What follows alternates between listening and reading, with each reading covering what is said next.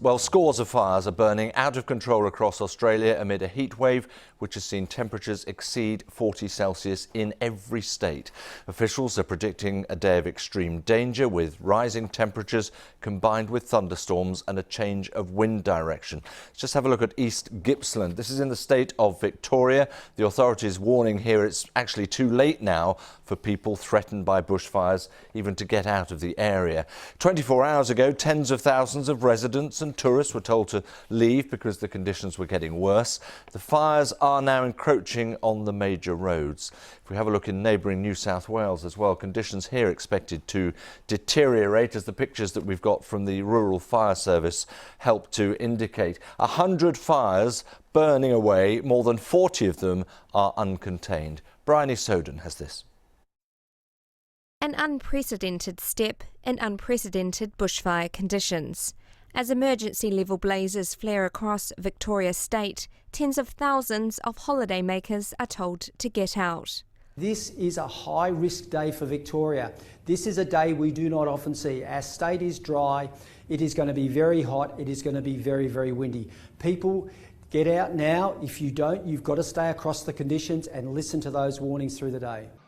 Temperatures above 40 degrees and changes in wind direction are pushing destructive bushfires closer to towns and homes in already dry tinderbox conditions. Victorian authorities are most concerned about two out-of-control bushfires, which have merged in popular tourist spot, East Gippsland. The blaze is within a few kilometres of the only highway into and out of the area, and there are fears that road could be cut off. It's hot and windy and there's a lot of smoke about and a lot of fires still going, so I'm best off camping down here until it's all over, I think. So we will prefer to be safe, and if we got stuck here it will be a big problem for us. A warm front has pushed mercury levels above 40 across southeastern Australia, with fire warnings stretching from West to South Australia and into Tasmania.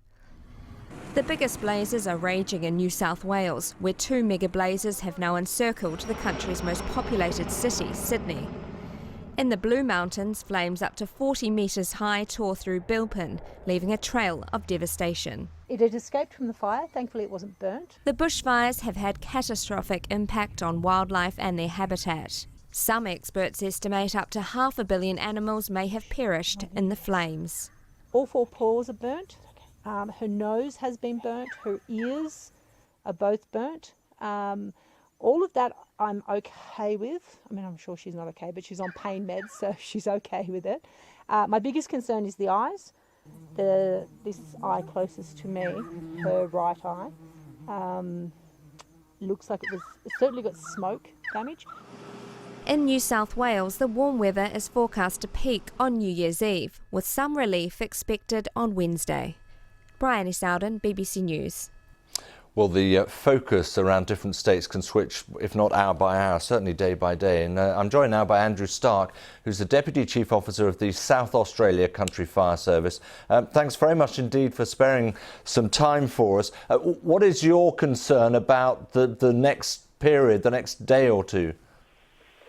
Yeah, certainly our largest concern down here in South Australia is a number of fires that are occurring on Kangaroo Island, which is just a short distance off the coast near our capital city, Adelaide. We've got two very large fires there that are continuing to threaten lives and property this evening, but we've had over 154 fires across South Australia today, and our crews have worked very hard under these extreme fire conditions, temperatures over 40 degrees, winds at times gusting over 50 kilometres an hour. It's been very difficult conditions, but people have worked very hard. Well, and they've been working hard, Andrew, haven't they, for it seems like forever, I guess, for your staff. How do they cope with that? How do you manage that sort of issue? Oh, yes, look, this has been a very long season already. Our firefighters commenced in August assisting into Queensland and to New South Wales. And we now find ourselves in the middle of the fire season here in South Australia, and until we get some relieving rain across southeast Australia, we'd expect these conditions to continue for many months. So it's certainly gone beyond a marathon. We're now in an ultra marathon in terms of firefighting across southeast Australia this summer. And what do you say, Andrew, to those who, when told to get out, prefer to stay and sort of fight for their properties, as it were? What is your message to them? Look, under some forecast, under some conditions, people who have a plan and have well prepared their property can stay and defend those properties.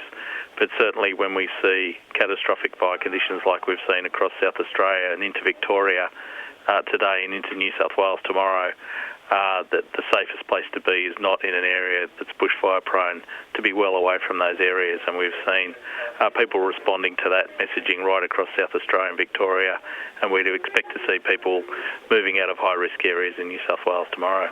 Very briefly, I mean, the pictures we've never seen the like of. I think they're better than we've had before in terms of access to the fires. Have you ever seen conditions as bad as this before?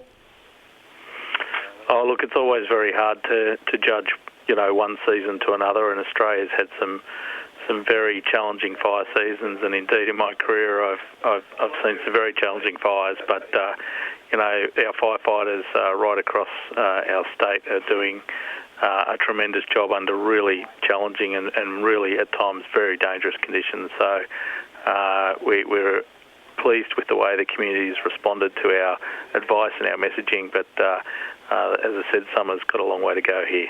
Yeah, clearly. Well, Andrew, thanks very much. Andrew Stark from South Australia Country Fire Service, and best of luck to you. Thank you.